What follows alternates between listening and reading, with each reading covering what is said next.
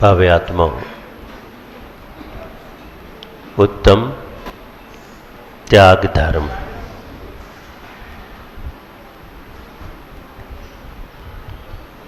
डर को तो सबको लगता है, लेकिन जब भी उपलब्धि होगी वो त्याग से ही होगी।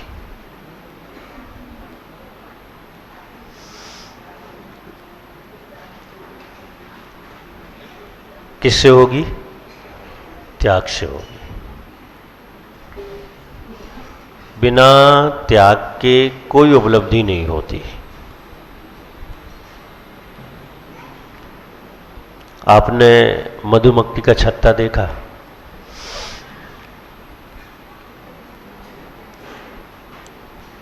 बार बार वो उसका त्याग करती है,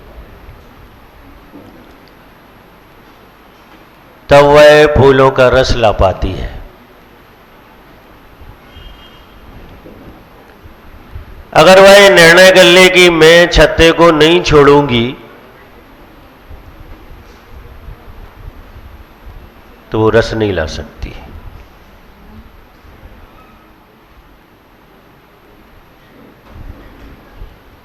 ऐसे ही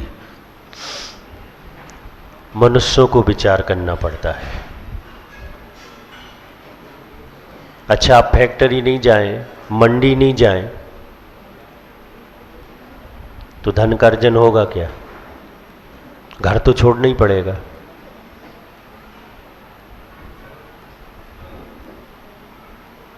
यानी आप कहीं भी दृष्टि डालेंगे तो आपको एक चीज नजर आएगी कि त्याग तो करना ही पड़ता है। बिना त्याग के कोई उपलब्धि नहीं होती।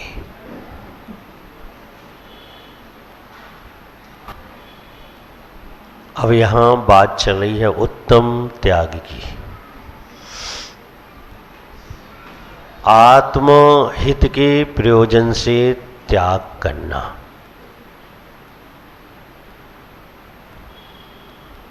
लौकिक कार्यों के लिए नहीं। किसके लिए? आत्महित के लिए त्याग करना। बस से लोग क्या करते हैं, जब तक मेरा ये काम नहीं होगा तब तक के लिए मेरा त्याग। और ये त्याग आत्महित के लिए नहीं होता।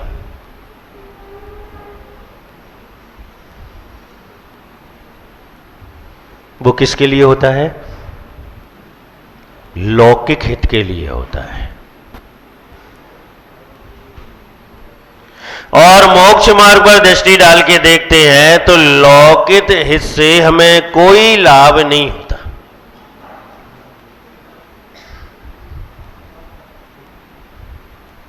क्या करना चाहिए? आत्म हित करना चाहिए।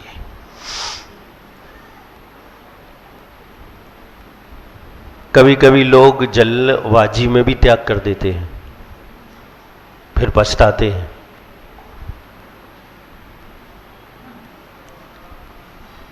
आप ही लोग तो आते हैं हम लोगों के पास, अब वो ऐसा कर दिया था, ज़्यादा सोचा नहीं, ज़्यादा समझा नहीं, अब कुछ कर दीजिए। कोई कुछ नहीं कर सकता।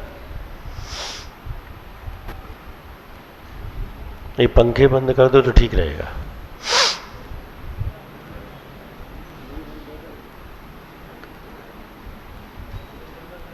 कभी कभी लोग ना समझी में भी त्याग कर देते हैं। एक दूसरे को देखकर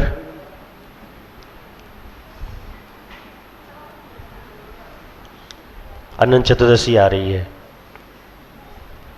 लोग एक दूसरे को देखकर चारों प्रकार के आहार का त्याग कर देंगे। अब बोले सब कर रहे हैं तो मैं भी कर लूं। यहां जो भी बात चलेगी वो इसलिए नहीं चलेगी कि आप ऐसे वैसे त्याग कर दें। यहां तो बात इसलिए चलेगी कि मात आत्महित के लिए छोड़ी गई वस्तु ही त्याग है, चाहे वो छोटी से छोटी ही वस्तु क्यों ना हो।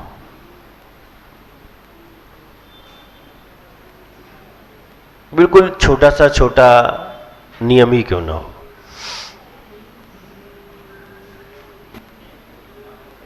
एक व्यक्ति था, एक मुनिराज के पास गया। अब मुनिराज क्या बात करेंगे आपसे बताओ, कुछ ना कुछ त्याग की बात ही तो करेंगे। अब तो फिर भी बात नहीं करते हैं, क्योंकि लोग बात मानते नहीं हैं इसलिए बात नहीं करते हैं। वो पहले के लोग बार्गेन करते करते करते लास्ट में बात मान लेते। बार्गेन जानते हो, भाव तोल करते करते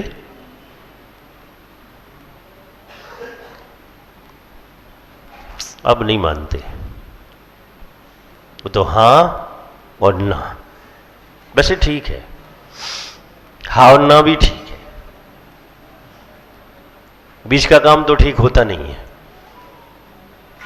मुनिराज ने उससे कहा कि रात्रि भोजन त्याग कर दो, अनशन जल का त्याग कर दो, अवक्ष का त्याग कर दो।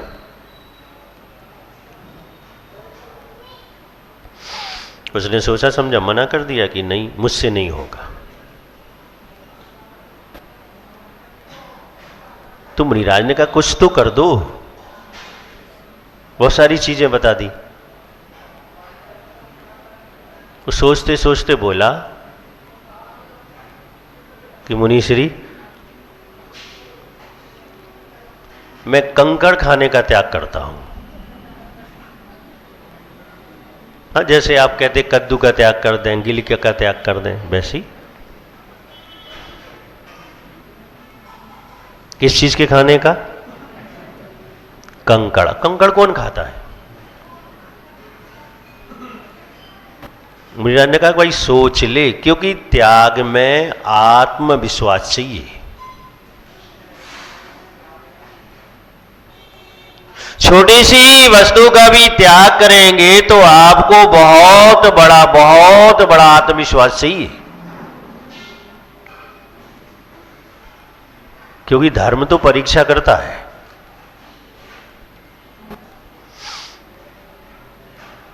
क्या मालूम आज त्याग किया हो, कल डॉक्टर वैद्य कह दे यही खाओगे तो जिंदा रहोगे।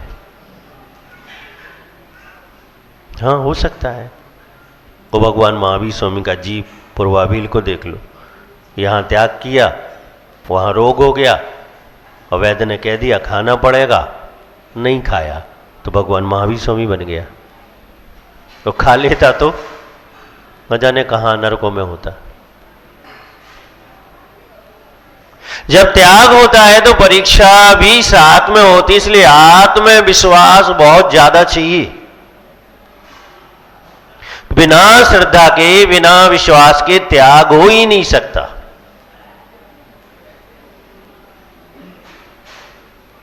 मुनिराज ने 2-4 बार कहा उससे कि भाई सोच ले, तू तो अपने मन से कंकड़ का त्याग कर रहा है। मैंने आज तक किसी को कंकड़ का त्याग नहीं कराया, और तू अपने मन से कर रहा है। उसने फिर सोचा, फिर समझा, सोचा मैंने अभी तक कंकड़ तो कभी खाए ही नहीं है। ठीक है, कर दो। कर दिया, संकल्प ले लिया, कायुस्सर कर लिया। अब वो घर आया,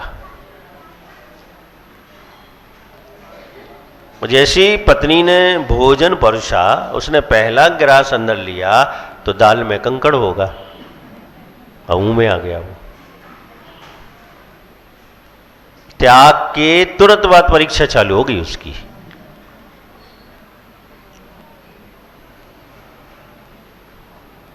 और उस एकदम स्तब्ध रह गया, रुक गया। पति ने पूछा क्या हो गया, भोजन अच्छा नहीं है क्या, नमक नहीं है क्या? उसने जाके वो अलग किया, कुल्ला करके लौटा। उसने कहा मैंने तो कंकड़ का त्याग कर दिया है और मेरे मुंह में कंकड़ आ गया। पति ने कहा कंकड़ का त्याग कर दिया? बोले हाँ। बोले मैंने कंकड़ का तो इसलिए त्याग कर दिया कि मैं कभी खाता नहीं हूं और मुझे नहीं पता था कि दाल में भी कंकड़ होते हैं, चावल में भी कंकड़ होते हैं। पत्नी ने कहा दाल चावल तो ठीक है, ये जो रोटी का आटा है ये चक्की से पिसता है और उसके साथ साथ पत्थर भी पिसता है। और वो हक्का बक्का रह गया, फंस गया। ध्यान रखना, अपनी बुद्धि से त्याग करोगे तो तुम फंसोगे। और आपको लग रहा है कि पूछ लें, जानकारी ले लें कौन से शास्त्र का स्वाध्याय करना है, और वो शास्त्र लाकर आप देते हैं तो वो क्या है? शास्त्रदान है। क्योंकि वो स्वाध्याय करेंगे, उससे उनके ज्ञान की वृद्धि होगी, उन्हें आगम की जानकारी होगी, वो शास्त्रदान है। नहीं आया समझ में? नहीं आएगा तो धीरे धीरे आएगा, इस भाव में नहीं आएगा तो अगले भाव में आएगा, समझ में तो आएगा।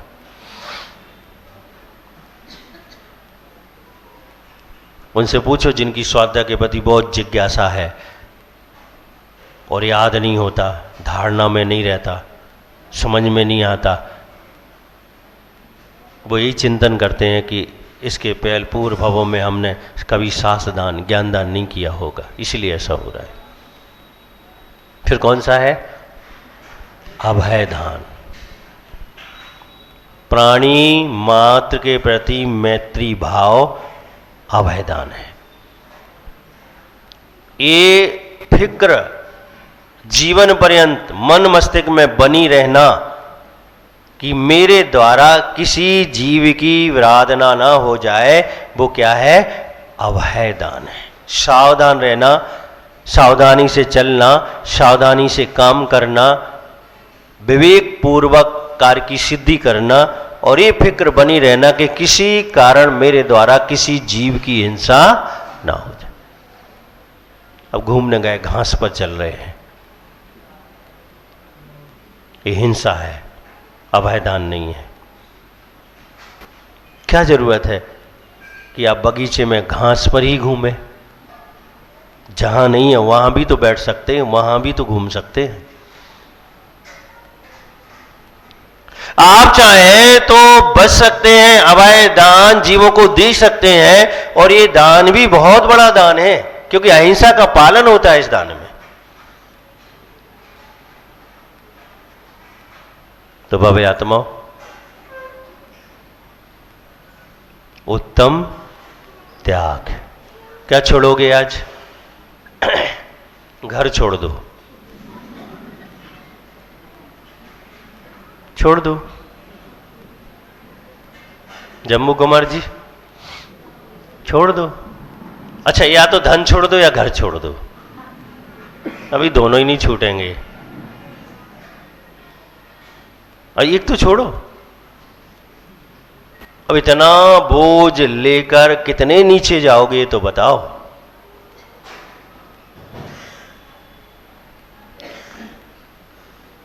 अगर घर नहीं छूटा, अगर धन नहीं छूटा, तो नीचे का ही वास होगा, ध्यान रखना। बहुआरम परिगस्य, आपको पता है, पढ़े लिखे लोग हैं रामगंज मंडी के, तो फिर भी बोझ रखते जा रहे हैं, रखते जा रहे हैं, रखते जा रहे हैं। थोड़ा थोड़ा कम तो करो। और आज का ये धर्म तो यही कहता है कि कम करना चाहिए। कहीं ऐसा ना हो यहां सब कुछ हो और वहां कुछ ना हो आपके पास। यहां सब कुछ हो, सेठ जी हैं यहां पर, फैक्ट्रियां हैं, धान मंडी में दुकान है, सब कुछ है। अब बहुआरम परिग्रह का फल मिल जाए तो खाने को भी ना हो। तो इस पर्याय के साथ साथ अगली पर्याय की भी चिंता करो। इस पर्याय में जो मिल रहा है, इस अगली पर्याय में भी मिलना चाहिए, वरना वो बहुत लंबा समय है, कम से कम 10,000 वर्ष और ज्यादा से ज्यादा 33 सागर। चलो अभी तो नहीं मिलेगा 33 सागर का, 30 नरक का समझ लो, वहां तक का तो मिलेगा। और ऐसा कुछ करो कि यहां कुछ ना हो वहां सब कुछ हो। भले ही यहां धन अर्जन का पुण्य ना हो, लेकिन धर्म ध्यान तो करो। और अगर धर्म ध्यान करोगे तो स्वर्ग पहुंचोगे, देवलोक होगे, तो यहां भले ही कुछ नहीं है लेकिन वहां तो सब कुछ मिलेगा।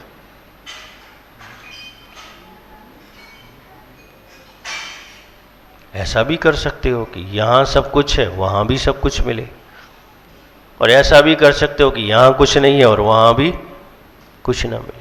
ये सब हमारे ऊपर निर्भर करता है। तो भव्य आत्माओं, उत्तम त्याग धर्म। तो आज कुछ एक ना एक चीज का त्याग जरूर करना, सोचना समझना, लेकिन कंकड़ का त्याग मत करना, ध्यान रखना। कद्दू का भी मत करना, नहीं, जो कभी खाने में नहीं आया उसका भी नहीं करना, ध्यान रखना। अवक्ष का जरूर कर देना।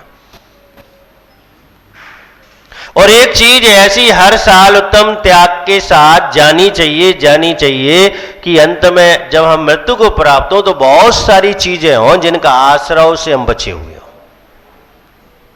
और ऐसा करने में सफल होते हैं तो उत्तम त्याग का कोई मतलब सिद्ध होता है। हमारे गुरुदेव तो कहते थे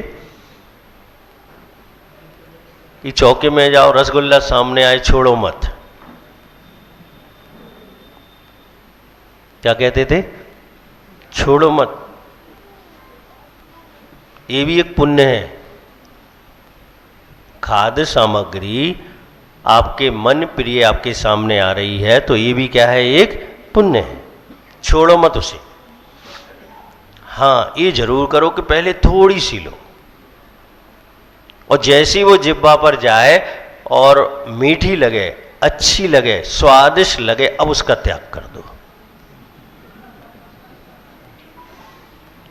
मन ये कहने लग जाए कि अब खाओ इसे तो ही, तो उसका तुरंत त्याग करो, उसे तुरंत छोड़ दो कि नहीं अब नहीं मिलेगी, क्योंकि वस्तु का नहीं, वस्तु से आसक्ति का त्याग करना है। और अगर हमें वस्तु छोड़ दी और वस्तु से आसक्ति बनी रही तो उस त्याग का कोई मतलब नहीं है। रामगंज मंडी की प्यारी प्यारी भगवान आत्माओं, धीरे धीरे त्याग की ओर बढ़ो, और अंत में त्याग के भाव रहेंगे तो ऐसा भी अवसर मिलेगा कि आप सब कुछ त्याग करके देह परिवर्तन करेंगे, ताकि आपको बहुत बहुत कुछ पर्याय में भी प्राप्त हो। जब उत्तम त्याग धर्म की